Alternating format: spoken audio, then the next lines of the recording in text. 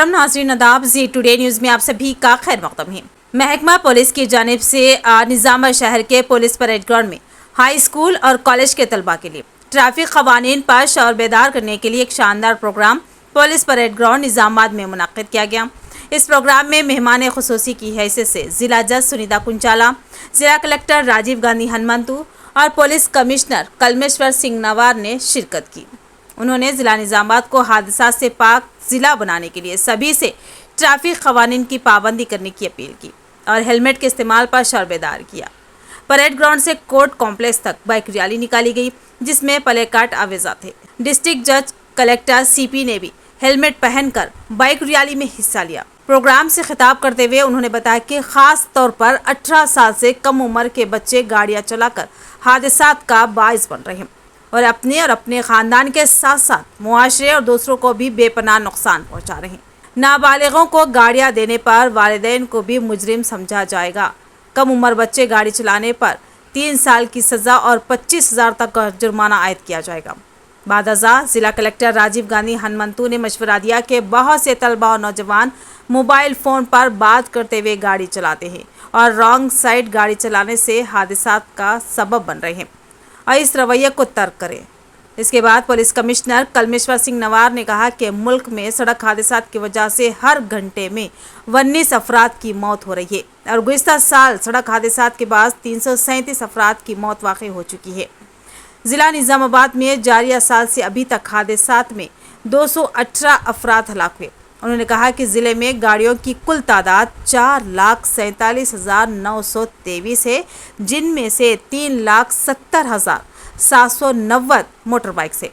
Police commissioner ने motorcycle सवारों को खुसूसी एहतियाती तदाबीर इख्तियार करने का मशवरा दिया। कहा कि शराब के नशे में गाड़ियां ना चलाएं और ज़्यादा तेज़ रफ्तार गाड़ी ना दौड़ाएं। इस प्रोग्राम में एडिशनल डिस्ट्रिक्ट सेशन जज के अलावा दीगर मौजूद थे। అండ్ ఎంకరేజ్మెంట్ అనేది కూడా చాలా ఇంపార్టెంట్. సో దాంట్లో భాగంగా మీ అవేర్నెస్ ప్రోగ్రామ్ని కండక్ట్ చేస్తున్నాం. సో ఈ మూలకంగా నేను మీ అందరితో కోరుతున్నది ఏంటంటే ట్రాఫిక్ రూల్స్ని మీరందరూ నేర్చుకోవాలి. మీరు స్కూల్స్లో కూడా నేను టీచర్స్కి, స్కూల్ మేనేజ్మెంట్ అందరికీ కూడా ఈ ట్రాఫిక్ అండ్ రోడ్ సేఫ్టీ దాని గురించి క్లాసెస్ని ఆర్గనైజ్ చేస్తూ దాని ఇంపార్టెన్స్ అనేది చెప్పాలని నేను కోరుతా. అది ఆ ట్రాఫిక్ అండ్ రోడ్ సేఫ్టీ దాని గురించి మీరందరూ మీ ఫ్యామిలీ మెంబర్స్కి, మీ ఫ్రెండ్స్కి, మీ రిలేటివ్స్కి, మీ కాలనీలో ఉన్న వాళ్ళకి అందరికీ కూడా మీరు మీ ద్వారా ఒక ట్రాఫిక్ వాలంటీర్గా మీరు అవేర్నెస్ని క్రియేట్ చేయాలని నేను ఈ సందర్భంగా కోరుతున్నాను. నాకు ఈ అవకాశం ఇచ్చినందుకు నేను ధన్యవాదాలని తెలియజేస్తాను. చేసే తప్పు వల్ల ఎదుట వ్యక్తి కుటుంబానికి కూడా నష్టం జరిగే అవకాశం ఉంటుంది. మీరు రాంగ్ రూట్లో వెళ్ళి ఏదన్నా యాక్సిడెంట్ అయ్యి ఒక వ్యక్తి చనిపోతే ఆ కుటుంబానికి ఎవరు బాధ్యులు? మీరేమన్నా ఆ కుటుంబానికి హెల్ప్ చేస్తారా?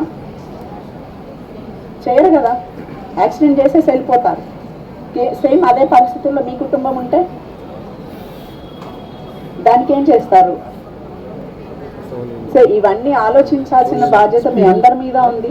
చెప్పాల్సిన బాధ్యత మాకుంది కాబట్టి చెప్తున్నాము.